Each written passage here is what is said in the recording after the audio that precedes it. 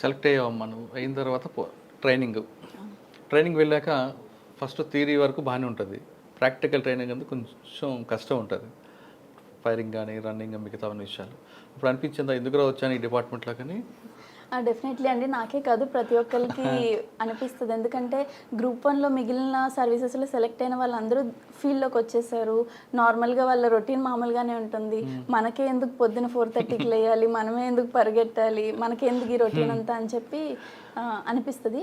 But ఒక 1 week or 1 month ఇంచుమించు ఒక 15 డేస్ ట్రైనింగ్ తర్వాత వాట్ వీ ఫెల్ట్ ఈజ్ ఆ రొటీన్కి అడ్జస్ట్ అవ్వడమే కాకుండా అది మాకు ఉన్న కాన్ఫిడెన్స్, టీమ్ వర్క్, అంటే ఇప్పుడు డ్రిల్ ఇవన్నీ చేసినప్పుడు ఒక టీమ్గా చేస్తామండి.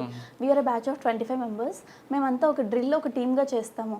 ఎవరిదన్నా ఒక మిస్టేక్ ఒక్కరిది పోయినా కూడా we should redo the whole thing. దానివల్ల టీమ్ వర్క్ బిల్డ్ అయింది. అలాగే ఒక స్ట్రిక్ట్ రొటీన్ పెడతారు ట్రైనింగ్ అకాడమీలో. దానివల్ల చాలా మంచి డిసిప్లిన్ ఏర్పడుతుంది అనమాట.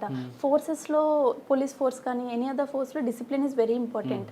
Unlike other departments is very important. This the prime thing in the department అని చెప్పుకోవచ్చు. సో అది అక్కడ ఇంకల్కేట్ చేశారు మాకు. పోను ఇంకా ఆ రొటీన్కి బాగా అడ్జస్ట్ అయ్యి ఇప్పుడు కూడా స్టిల్ అదే ఫాలో అవడం జరుగుతుంది.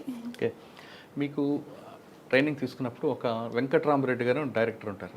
ఆయన వెరీ అవుట్ స్టాండింగ్ ఆఫీసర్. ఆయన దగ్గర ఏం నేర్చుకున్నారు? మరి డిసిప్లిన్ నేర్చుకున్నారా, కమిట్మెంట్ నేర్చుకున్నారా, ప్యాషన్ నేర్చుకున్నారా? వెంకట్రామరెడ్డి గారు మా ట్రైనింగ్ అకాడమీ ప్రిన్సిపల్గా చేసేవారండి మేము ఉన్నప్పుడు. సార్ దగ్గర నుంచి ఫస్ట్ మనం తీసుకోవాల్సింది, డిపార్ట్మెంట్లో చాలా రకాల ప్రెషర్స్, స్ట్రెస్లు ఇవన్నీ ఉంటాయి. సార్ ఎలాంటి ప్రెషర్ ఉన్నా, ఎట్లా ఉన్నా కూల్గా ఉంటారు. ఇట్లాంటి ఎంత టఫెస్ట్ సిచ్యువేషన్ జరిగినా కూడా ఓకే నెక్స్ట్ ఏం చేయాలి, నెక్స్ట్ మెజర్ ఏం తీసుకోవాలి, అయ్యింది అయిపోయింది, వాళ్ళకేం చేస్తున్నామో నెక్స్ట్ ఏం తీసుకోవాలి, ఇట్లాంటి చాలా ప్రొయాక్టివ్ స్టెప్స్ తీసుకుంటూ వెళ్ళేవాళ్ళు. ఆ కామ్నెస్, కూల్నెస్, ఆ ప్రాపర్ థింకింగ్ ప్యాటర్న్ అనేది సార్ దగ్గర నుంచి బాగా నేర్చుకోవాలి ప్రతి ఒక్కరు. ఓకే, మీకు థియరీ క్లాస్లో కాకుండా ప్రజెంట్ ఫీల్డ్ వర్క్ ఏం నేర్పారు, అవుట్డోర్ ఏం నేర్పారు మీకు? అక్కడ ట్రైనింగ్ అకాడమీలో అవుట్డోర్ వచ్చేసి మాకు రొటీన్ రన్నింగ్, ఫైరింగ్ ఉంటుందండి, రోప్ క్లైంబింగ్, బిఓఏసి బ్యాటిల్ ఆబ్స్టికల్స్ అన్నీ క్రాస్ చేయడం అది ఉంటుంది. అండ్ ఈ వెపన్ అసెంబ్లింగ్, స్ట్రిప్పింగ్ అండ్ ప్రతి వెపన్ గురించి మనం తెలుసుకుంటూ ఉంటాము. అట్లానే అంటే అవి కాకుండా ప్రజెంట్ ట్రెండ్ నడుస్తున్న క్రైమ్ నేర్పారు, సైబర్ క్రైమ్ గురించి? సైబర్ క్రైమ్ గురించి CCTNS క్లాస్ ఉండేదండి మాకు. ఇప్పుడు రీసెంట్గా ఎక్కువ అవుతున్న సైబర్ క్రైమ్ ఇష్యూస్ మీద ఎట్లా వస్తున్నాయి, మనం ఎట్లా సాల్వ్ చేస్తాము, దాన్ని సైబర్ క్రైమ్ని మనం ఎట్లా డీల్ చేస్తాము, స్టెప్ బై స్టెప్ ప్రొసీజర్ అంతా ఎక్స్ప్లెయిన్ చేసేవాళ్ళు. అంటే ఇవి కాకుండా కేస్ స్టడీస్ అని చెప్పారా, ట్రెడిషనల్ క్రైమ్ గురించి కానీ, వైట్ కాలర్ అఫెన్స్ గురించి కానీ ఏమైనా? మాకు ఎక్స్పీరియన్సెస్ని షేర్ చేసుకోవడానికి సీనియర్ ఆఫీసర్స్ని పిలిపించేవారు అకాడమీకి.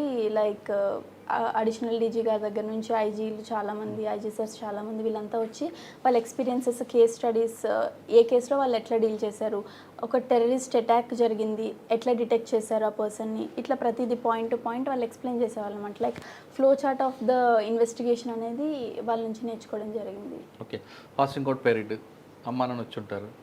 నాన్నగారు వచ్చారండి.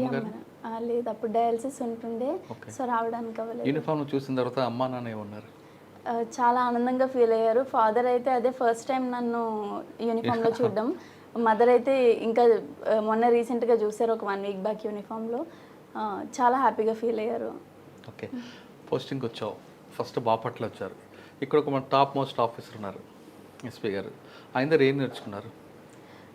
వాకుల్ జిందాల్ సార్ వచ్చేసి నాకు బాపట్ల ఆప్ట్ చేసుకున్నానండి. మాకు ప్రిఫరెన్సెస్ ఇచ్చారు, డిస్ట్రిక్ట్స్ ఏ డిస్ట్రిక్ట్కి వెళ్తారనేసి. ఏవి ఇచ్చారు మీకు? మమ్మల్ని పెట్టుకోమని అడిగారు. సో నేను ఫస్ట్ బాపట్ల పెట్టుకున్నాను. సో సార్ మంచి పోలీస్లో మంచి రికార్డ్ ఉందనేసి సార్ దగ్గర ట్రైన్ అయితే ఎలాంటి క్రైమ్నైనా మనం డీల్ చేయగలమనే ఉద్దేశంతో ఫస్ట్ బాపట్ల పెట్టుకున్నాను.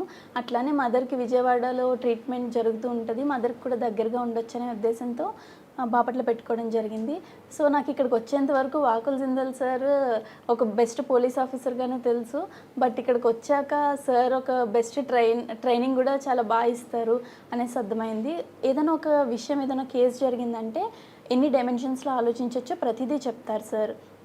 లైక్ ఇప్పుడు ఇట్లా జరిగింది విషయము, ఈ ఈ కేస్కి ఎంతమంది ఇన్వాల్వ్ అవ్వచ్చు, ఏ పార్టీస్ ఇన్వాల్వ్ అవ్వచ్చు, చాలా హోలిస్టిక్గా ఆలోచించి చెప్తారు ప్రతి విషయాన్ని. నెక్స్ట్ నువ్వేం చేస్తున్నావు వాళ్ళకి. ప్లస్ ఒక్కొక్కసారి మనం ట్రైనీస్గా ఉన్నప్పుడు మిస్టేక్స్ చేస్తూ ఉంటాము. సార్ దాన్ని ఎప్పుడు కోప్పడి ఎప్పుడు చెప్పలేదు. ఓకే ఇట్లా చేసావు, నువ్వు చేసిన దానికి ఇట్లా అవుతుంది, సో డూ దిస్, ఈ బెటర్ ఆల్టర్నేటివ్ ఉంది అని చెప్పి చాలా కామ్గా కంపోజ్డ్గా చెప్తారనమాట సార్. ఓకే. అది మనకి లెర్న్ చేయడానికి చాలా బెటర్ వే, లెర్నర్స్కి చాలా సార్ మంచి దగ్గర ఇంకొక experience. పాయింట్ ఉంటుందండి. ఒక అఫెన్స్ ఒక క్రైమ్ జరిగింది, ఒక అఫెండర్ ఉన్నాడు.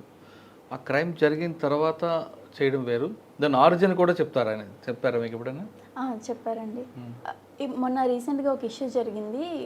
చాలా చిన్న ఇష్యూ. ఒక 3-4 వచ్చి పిటిషన్ ఇచ్చి కంప్లైంట్ చెప్పారు. వాళ్ళు ఒక 20 to 25 బిట్వీన్ ఏజ్ ఉంటుంది వాళ్ళకి. వాళ్ళు ఒక చిన్న తోపులాట్లో వెళ్ళారనమాట. నాకు అప్పుడు సార్ ఆఫీస్ నుండి కాల్ వచ్చింది, ఈ ఇష్యూ కొంచెం పెద్దది అవుతుందేమో చూడు అనేసి. నాకు అనిపించలేదు, ఏముంది 3-4 వచ్చారు కదా, ఏముంది మామూలు పిటిషనర్సే, యంగ్ ఏజ్, కొట్టుకుంటారు తోసుకుంటారు, ఏముంది దీంట్లో, ఇది ఎందుకు పెద్ద ఇష్యూ అవుతుంది అని. బట్ బై ద ఈవినింగ్, ఆ రోజు ఈవినింగ్కి స్టేషన్ బయట చాలామంది వచ్చేసి స్పాట్ జస్టిస్ కావాలి అన్నట్టు గొడవ చేశారనమాట. అది మామూలుగా ఎవరు చూసినా కూడా అది అంత పెద్ద ఇష్యూ అయ్యేలా కనిపించదు మనకి ఇనీషియల్గా. బట్ చాలా బాగా యాంటిసిపేట్ చేస్తారు, ఎక్కడి నుంచి ట్రిగ్గర్ అయింది, ఎటు వెళ్ళొచ్చు, సోర్స్ అండ్ డెస్టినేషన్ సార్ బాగా అనలైజ్ చేసి చెప్తారు. ఇంకేం నేర్చుకున్నావు సార్ దగ్గర? సార్ దగ్గర చాలా కార్యక్రమాలు జరుగుతున్నాయి కదా. అవునండి. సో హోలిస్టిక్గా ఒక థింగ్ని ఎన్ని డైమెన్షన్స్లో చూడొచ్చు అనేది సార్ దగ్గర నేర్చుకున్న మోస్ట్ ఇంపార్టెంట్ థింగ్. ఇప్పుడు మీరు ఫస్ట్ ఎస్ఐ ట్రైనింగ్ అయ్యారు, సిఏ ట్రైనింగ్ ఉన్నారా? ఇప్పుడు ఎస్ఏ ట్రైనింగ్లో ఎస్ఐ ట్రైనింగ్ ఉన్నారు, నైట్ డ్యూటీ చేస్తున్నారు. ఏమనిపిస్తుంది? ఇబ్బంది ఉంటుంది. చాలా మందికి అమ్మాయిలు అనుకుంటారు నైట్ డ్యూటీ అంటే చాలా ఇబ్బందులు ఉంటాయి ఆడవాళ్ళకి అనుకుంటారు, వాస్తవా? యాక్చువల్గా అదంతా మిత్ అని చెప్పొచ్చు. నైట్ డ్యూటీస్ ఇవన్నీ తెలుసే కదండి, సర్వీస్లోకి వచ్చాము. ఇదంతా కొత్తగా మనకు వచ్చాక మన మీద ఎవరు ఇంపోజ్ చేయట్లేదు.